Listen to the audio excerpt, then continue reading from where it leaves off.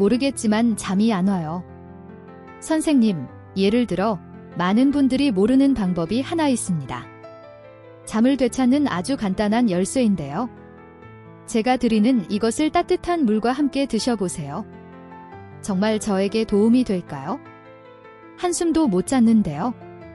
잠을 자다가 새벽 2시나 3시쯤 되면 화장실에 가고 싶은 느낌에 깬 적이 있나요? 낮에는 물을 많이 마시지 않아도 밤이 되면 몸이 계속 신호를 보내 재촉하죠. 아침에 일어나면 머리가 무겁고 눈이 침침하며 몸이 나른해서 제대로 쉬지 못한 것처럼 느껴지나요? 이런 상태가 오래전부터 계속되었지만 스스로에게 나이 들면 다 그렇지라고 말해왔을 겁니다. 하지만 만약 이것이 단순히 나이가 든 탓이라고만 생각한다면 안타깝게도 지금 몸이 보내는 중요한 경고를 놓치고 있을 수 있습니다. 밤중에 방광이 계속 활동한다는 것은 단순한 불편함이 아닙니다. 그것은 신경계와 순환계에 부담이 가고 있다는 신호일 수 있습니다. 밤새 쉴 틈 없이 돌아가는 기계처럼 몸은 조용히 지치고 어느 날 그 피로가 회복하기 어려운 손상으로 이어질 수도 있습니다. 많은 사람들이 이를 뒤늦게야 깨닫습니다. 기억력이 떨어지기 시작하거나 혈압이 들쑥날쑥해지거나 잠을 못 자면 심장이 빨리 뛰기 시작할 때 말이죠. 그때가 되면 회복은 훨씬 어려워집니다. 좋은 소식은 잠들기 전 아주 작은 습관 하나만 바꿔도 몸이 제대로 쉬도록 돕고 방광을 진정시켜 밤중에 자주 깨는 일을 줄일 수 있다는 것입니다. 오늘 이야기에서는 왜 새벽 2, 3시에 깨는지, 그 진짜 원인과 이를 줄일 수 있는 아주 간단하고 안전한 방법을 알려드리겠습니다. 끝까지 잘 들어보시면 매일 밤 잠을 지키는 방법을 알게 될 것입니다. 시작하기 전에 이 콘텐츠를 보고 계시면서 자연적이고 과학적인 방식으로 건강을 함께 관리하고 싶으시다면 구독과 좋아요, 그리고 댓글도 남겨주세요. 제가 더 자세한 안내를 드리고 싶다면 댓글에 숫자 1을 남겨주세요. 저는 항상 모든 분들의 댓글을 읽고 있으며 그것이 제가 더 유익한 내용을 계속 공유할 수 있는 큰 힘이 됩니다. 이제 내용을 더 쉽게 따라가실 수 있도록 이번 영상에서는 3가지 중요한 이야기를 나눌 것입니다. 첫째, 왜 나이가 들수록 새벽 2, 3시에 꼭 깨게 되는지. 둘째, 잠을 자는 동안 방광과 신경계 안에서는 어떤 일이 일어나는지. 셋째, 숙면을 돕고 아침에 더 가볍게 일어날 수 있게 하는 간단한 습관 하나. 듣기엔 단순해 보이지만 그 뒤에 있는 이야기는 많은 분들을 놀라게 했습니다. 제 이름은 윤호진이고 저는 30년 이상의 경력을 가진 전문의이며 현재 대학병원에서 근무하고 있습니다. 지난 수년 동안 저는 정말 많은 어르신들이 피할 수 없는 일처럼 밤중에 깨는 문제를 견디며 사는 것을 보아왔습니다. 그런데 실제로 그 안에서 어떤 일이 벌어지고 있는지 아는 사람은 거의 없습니다. 많은 사람들은 방광이 약해져서 밤에 깬다고 생각합니다. 하지만 더 깊은 이유는 60세 이후에는 바소프레신이라는 중요한 호르몬 분비가 줄어들기 때문입니다. 이 호르몬은 밤에는 신장이 물을 천천히 걸러 몸이 온전히 잘 수 있게 알려주는 역할을 합니다. 이 호르몬이 줄어들면 신장은 낮과 똑같이 계속 강하게 일하게 됩니다. 그 말은 젊었을 때보다 방광이 훨씬 빨리 차게 된다는 뜻입니다. 그리고 이것은 이야기의 일부일 뿐입니다. 나이가 들수록 방광은 더욱 민감해지며 작은 진동에도 울리는 경보처럼 변합니다. 예전에는 400에서 500mm 정도 되어야 소변이 마렵다고 느꼈다면 지금은 약 150mm 혹은 그보다 적어도 이미 뇌에 지금 당장 일어나야 한다는 신호를 보냅니다. 하지만 왜 하필 새벽 2, 3시일까요? 이유는 아주 분명합니다. 낮 동안 많은 어르신들이 혈액순환이 느려 다리나 연조직에 수분이 고이게 됩니다. 누워있는 동안 이 수분이 다시 순환계로 돌아가 신장을 거쳐 잠든 지 몇 시간 뒤면 몸에서 더 많은 소변이 만들어지기 시작합니다. 그래서 많은 사람들이 매일 같은 시간에 깨게 되는 것입니다. 그렇게 당신은 피곤한 악순환 속으로 들어갑니다. 잠에서 깨서 화장실, 다시 눕기, 다시 잠들기 어려움, 혈압 변화, 심장 두근거림, 아침에 개운하지 못함. 그리고 더 걱정스러운 점은 깊은 잠, 즉 수면 깊이를 잃게 되면 기억력은 떨어지고 정신은 흐릿해지며 심혈관계는 더 큰 부담을 받게 됩니다. 하지만 걱정하지 마세요. 이 모든 것은 병이 아니며 나이가 들어서 어쩔 수 없는 일도 아닙니다. 원인을 제대로 이해하고 습관을 정확히 조절하면 몸은 아주 빠르게 반응합니다. 잠들기 전 작은 변화 하나만으로도 방광이 진정되고 뇌가 잘못된 신호를 받지 않도록 도우며 밤새 깨지 않고 아침까지 숙면하는 데 도움을 줄 수 있습니다. 그리고 이것이 바로 오늘 제가 여러분과 나누고 싶은 이야기입니다. 병원에서 오랫동안 일을 하면서 제가 아주 익숙하게 느낀 사실이 하나 있습니다. 야간요로 저를 찾아오는 대부분의 사람들은 그게 60대나 70대가 되면 피할 수 없는 일이라고 믿고 있다는 것입니다.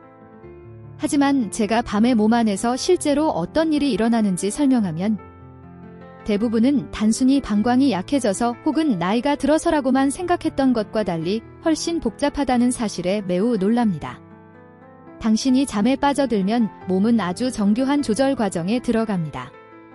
뇌부터 순환계까지 모든 기관이 낮과는 전혀 다른 방식으로 작동합니다. 신장은 여과 속도를 줄이고 방광은 안정적으로 변하며 신경계는 회복 모드로 전환됩니다.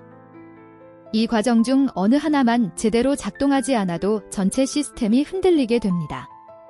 그리고 안타깝게도 이런 일은 노년층에서 매우 흔하게 일어납니다. 가장 중요한 지점 중 하나는 바로 방광의 민감도입니다.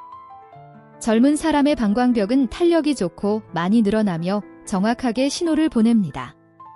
하지만 나이가 들수록 방광의 평활근은 점점 예민해지기 시작합니다. 아주 적은 양의 소변만으로도 가볍게 수축하며 뇌에 질어나야 한다라는 신호를 보내게 됩니다. 실제로 적지 않은 환자들이 자신은 방광이 정말로 가득 찼다고 믿고 찾아옵니다. 그러나 초음파나 용적 검사로 확인해보면 그들의 소변은 종이컵 반 컵 정도에 불과한 경우가 많습니다. 그런데도 그 느낌이 너무 강해 깊은 잠에서 그들을 끌어올 만큼이죠. 저는 지금도 한 가지 대표적인 경우를 기억합니다. 부산에 사는 71세 김미영 어머님입니다. 어머님은 지친 얼굴로 제게 오셨고 늘 잠부족으로 충혈된 눈을 하고 계셨습니다. 어머님은 이렇게 말씀하셨습니다. 선생님, 밤 2, 3시쯤 되면 꼭 깨요. 화장실 가도 많이 안 나오는데도 계속 신호가 와요. 잠을 다시 못 자겠어요. 거의 3년 동안 어머님은 매일 1시 반이나 2시쯤 한 번, 그리고 약 4시쯤 또 한 번 깨셨습니다. 물을 적게 마시기, 한방차, 베개 바꾸기, 침대 위치 바꾸기 등 사람들이 알려준 온갖 방법을 시도했지만 피로는 계속 쌓이기만 했습니다. 저는 어머님께 천천히 설명드렸습니다. 미영 어머님, 문제는 물을 많이 마신 게 아니에요. 몸 안에서 밤마다 일어나는 변화가 문제를 만들고 있는 거예요. 그리고 이해하기 쉽게 이렇게 비유했습니다. 낮 동안 다리는 마치 여분의 수분을 머금는 스펀지와 같습니다. 오래 서 있거나 앉아 있으면 이 액체가 심장과 신장으로 바로 돌아가지 못하고 쌓입니다. 하지만 밤에 누우면 중력의 방향이 바뀌고 이 액체는 서서히 순환계로 돌아가기 시작합니다. 2, 3시간 정도 지나면 그 액체가 심장을 거쳐 당신이 가장 깊이 잠든 시점에 더 많은 소변이 만들어지게 됩니다. 그래서 어머님이 매일 같은 시간에 깨는 거죠. 물을 얼마나 마셨는지와 상관없이요. 더 걱정스러운 점은 밤중에 깰 때마다 혈압이 출렁인다는 것입니다. 노년층에게 이는 절대 가벼운 문제가 아닙니다. 몸이 갑자기 잠에서 깨어나면 심장 박동이 빨라지고 교감 신경계가 즉시 활성화됩니다. 이 상황이 매일 반복되면 심장은 더 쉽게 지치고 혈압 변동이 심해지며 기억력도 떨어질 수 있습니다. 여기까지 설명을 듣고 김미영 어머님은 한숨을 쉬며 말했습니다. 그러면 제가 잘못한 게 아니네요. 저는 미소 지으며 답했습니다. 어머님, 잘못이 아니에요. 누구나 나이가 들면 이런 변화가 와요. 하지만 조절할 수 있는 부분이 분명히 있어요. 제가 바소프레신 감소, 예민해진 방광 외에도 또 다른 요인이 있다는 것을 설명하자 어머님은 더욱 귀 기울이기 시작했습니다. 그것은 바로 오랫동안 누적된 신경계의 긴장입니다. 많은 노년층은 자신도 모르는 숨은 스트레스 속에서 삽니다. 자녀 걱정, 자신의 건강, 외로움, 만성질환 등등. 교감신경, 즉 긴장 모드를 담당하는 신경계가 과하게 작동하면 방광이 보내는 신호는 평소보다 훨씬 강해집니다. 아주 작은 자극에도 뇌가 지금 당장 일어나야 한다고 잘못 판단하게 되는 것입니다. 저는 어머님께 이것이 위험한 병이 아니라 조금 어긋난 악기와 같다고 설명했습니다. 올바른 습관 몇 가지만 조절하면 전체 시스템이 다시 안정될 수 있습니다. 이야기를 나누는 동안 어머님은 어느 순간 자신도 모르게 웃음을 지으셨습니다. 왜냐하면 어떤 날은 소변이 많아서가 아니라 아랫배가 조금만 불편해도 본인이 스스로 잠을 깨우고 있었다는 사실을 깨달았기 때문입니다. 저는 말씀드렸습니다. 우리 몸은 아주 예민해요. 특히 밤이 되면 더 그렇죠. 그래서 조그마한 신호도 크게 느껴지는 거예요. 안도의 미소를 지으며 어머님은 고개를 끄덕이고 몇 년 만에 처음으로 마음이 가벼워졌다고 했습니다. 제가 환자들에게 항상 전하고 싶은 메시지는 이것입니다. 야간요는 운명이 아닙니다. 70세, 80세라도 몸은 놀라울 만큼 적응력이 높습니다. 우리는 다만 평생 유지해온 생체 리듬이 다시 제자리로 돌아오도록 도와주기만 하면 됩니다. 신경계가 안정되고 방광이 차분해지고 바소프레신이 제 역할을 하게 되면 잠은 자연스럽게 본래의 모습으로 돌아옵니다. 저는 김미영 어머님을 바라보며 말했습니다. 어머님, 저는 오늘 어머님의 밤이 바뀔 수 있다고 믿어요. 아주 작은 변화 하나면 충분해요. 어머님은 제 손을 꼭 잡으며 이전보다 더 밝아진 눈으로 말했습니다. 선생님, 저도 그러고 싶어요. 제발 좀 편하게 자고 싶어요. 저는 고개를 끄덕였습니다. 왜냐하면 저는 잘 알고 있었기 때문입니다. 아주 단순하면서도 자연적이고 안전하며 수많은 노년층이 이미 효과를 본 해결책이 있다는 것을요. 그리고 그것이 바로 이 이야기에서 제가 이어서 말씀드릴 내용입니다. 김미영 어머님이 제 손을 잡고 편안한 밤을 보내고 싶다고 말씀하셨을 때 저는 그 마음을 누구보다 잘 이해했습니다.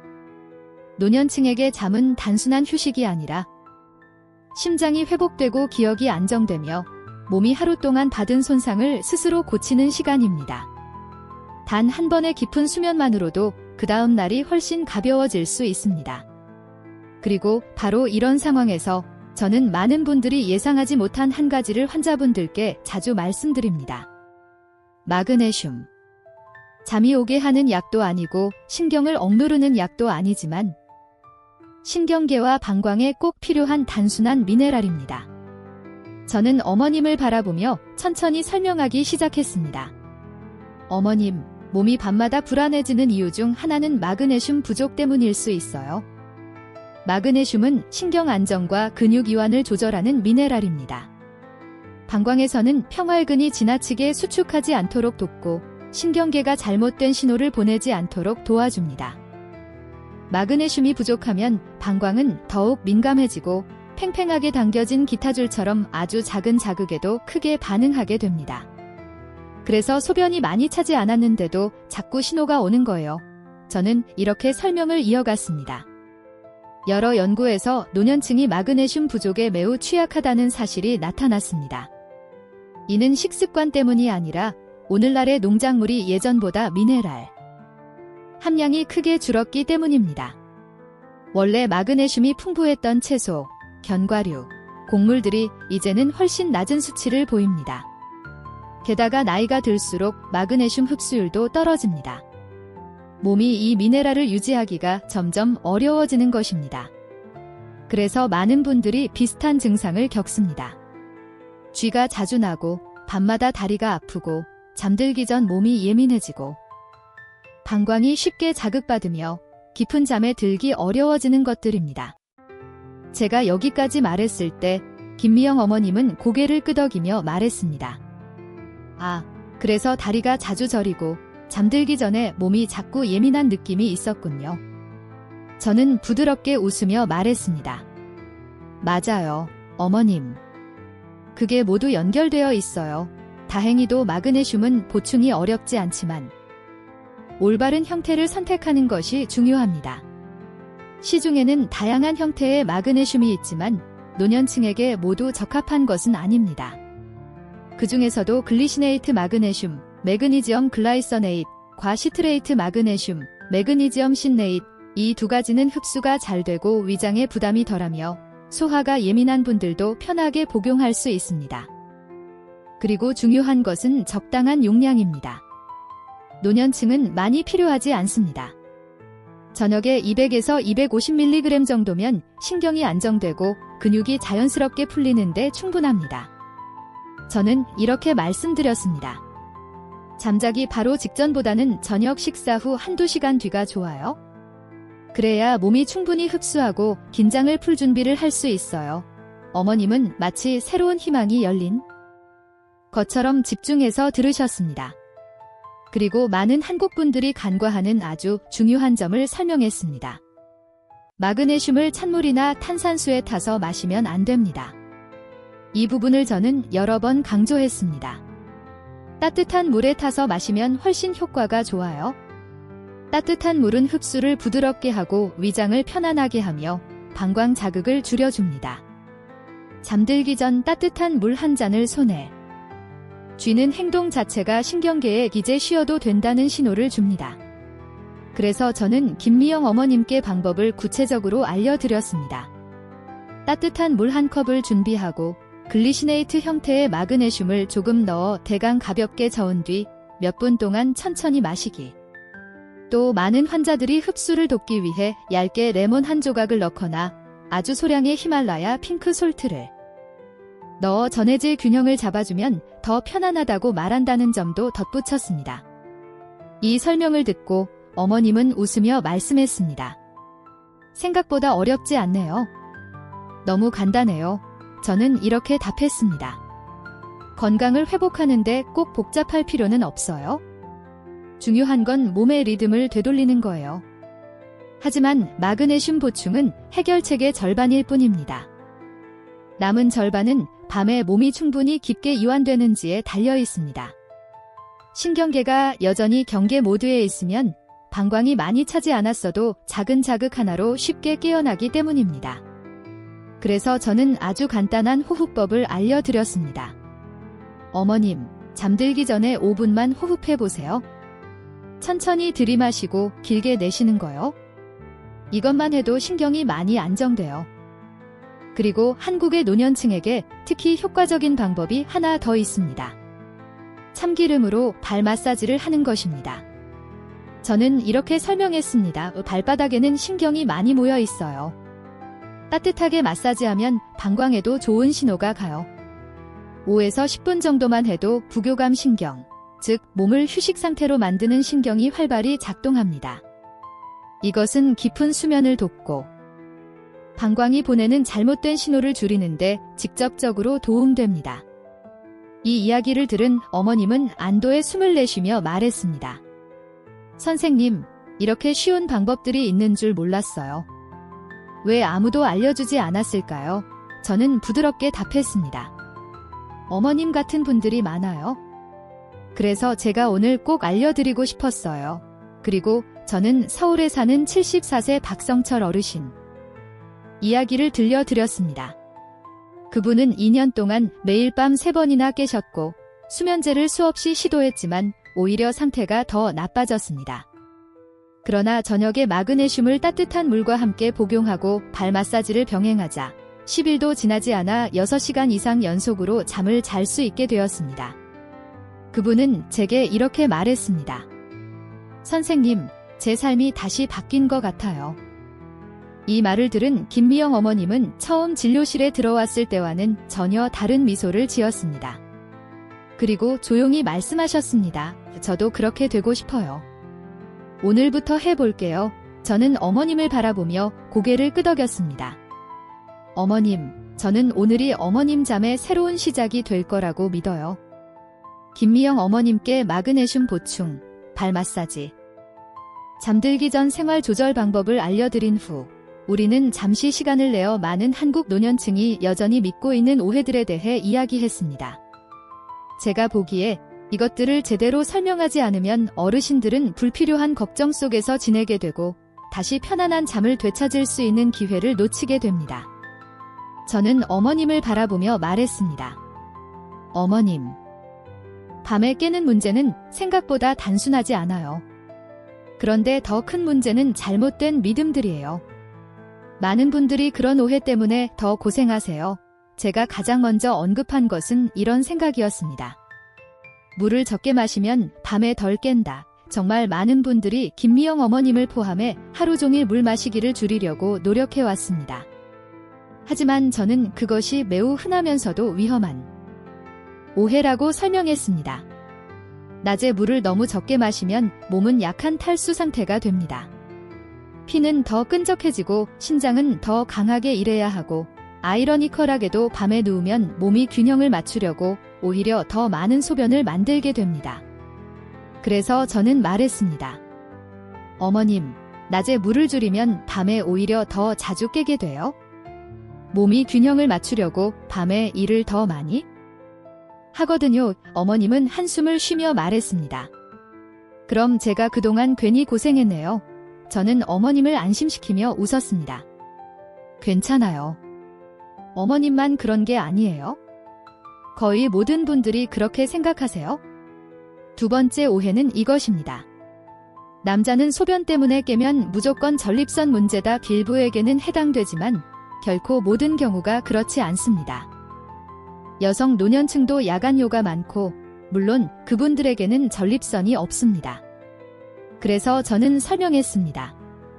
바소프레신 감소, 밤에 체액이 상체로 이동하는 현상, 예민해진 방광, 오래 지속된 스트레스, 이 모든 것이 성별과 관계없이 야간요를 만들 수 있다고.